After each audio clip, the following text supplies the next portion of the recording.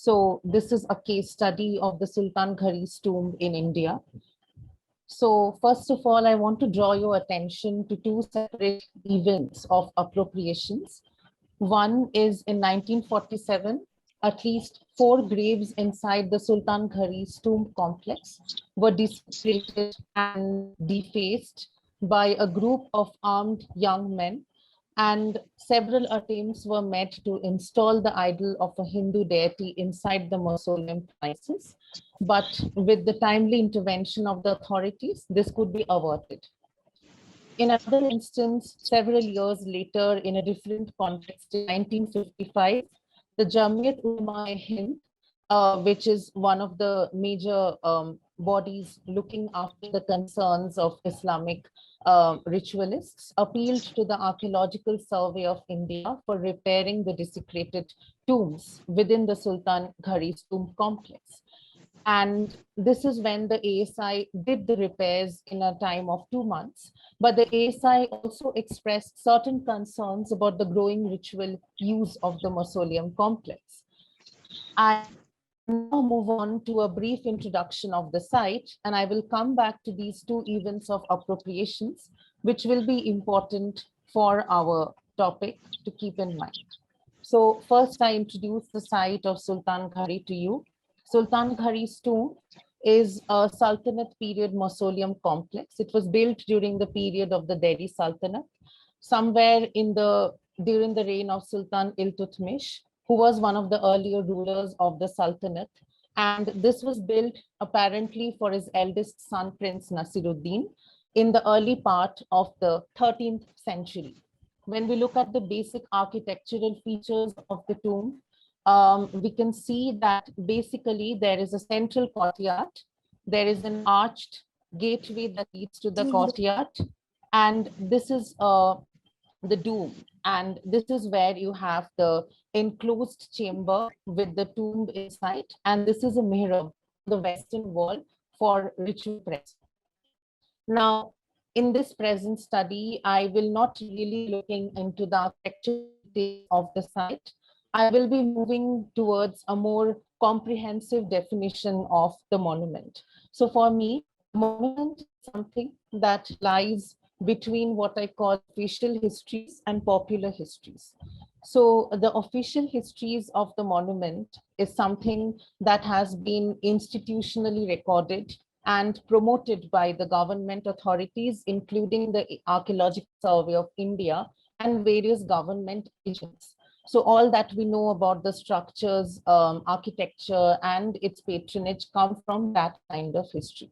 The second set of histories which I look into to understand appropriations come from what is known as the popular histories. This is something where people reclaim the site at different points in time, and they militate against the official recorded histories. These are histories which aren't really recorded in the archives, but which come up as and when certain affective forces build up around the monument.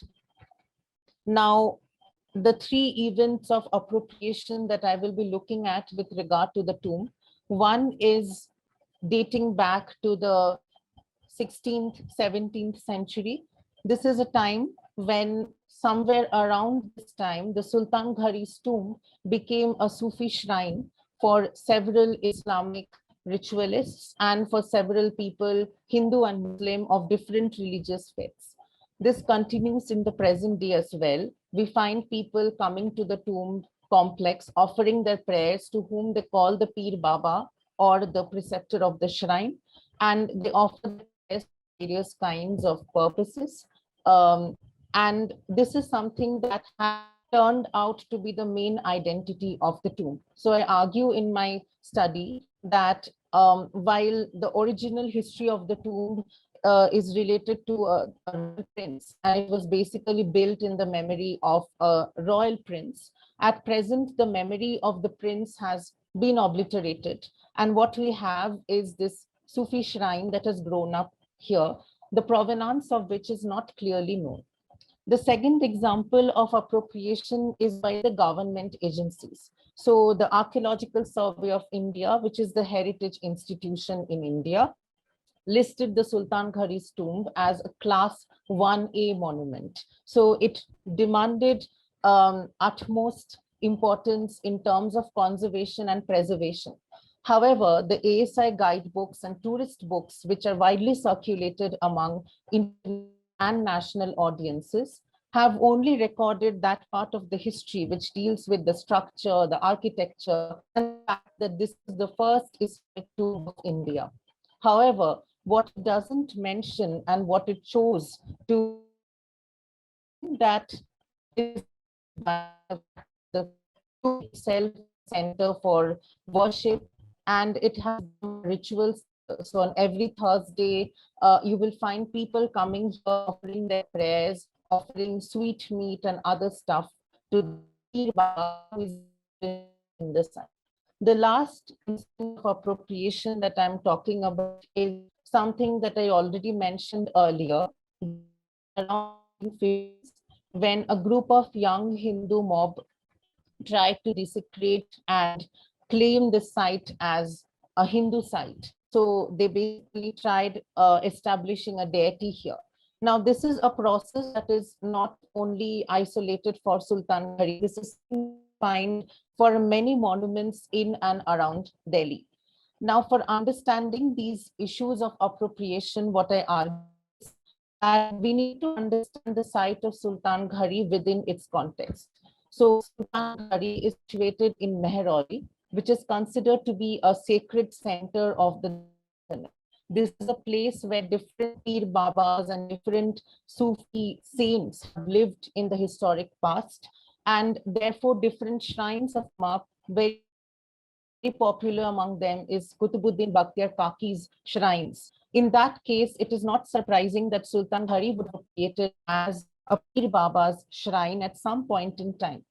However, for the ASI and the government agencies, this kind of ritual use doesn't seem to be sitting well, and they have tried a lot of express their discontent at this kind of appropriation. So for them, the monument is supposed to be a dead space, and they want to regulate the use of the monument by the people.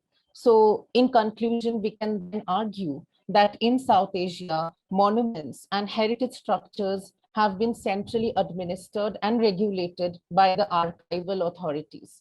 What this in turn does is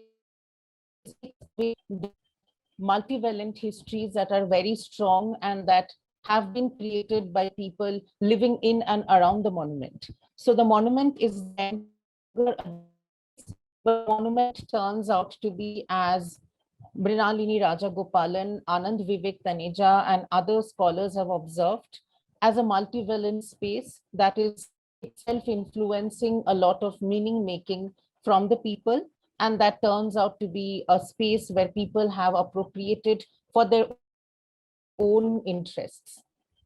So I want to acknowledge my sincerest thanks to the organizers at SIFA Early Career Special Interest Group for providing me the opportunity to present the study. I also offer my earnest gratitude to Dr. Mahesh Gopalan, who was my dissertation supervisor, and my other professors at the Department of History, St. Stephen's College, for the valuable suggestions and support. I also express my regards to Ms. Shriya Gautam, who was my research mentor and guide at Speaking Archaeologically, my family, friends, and peers for their generous guidance, loving kindness, and support.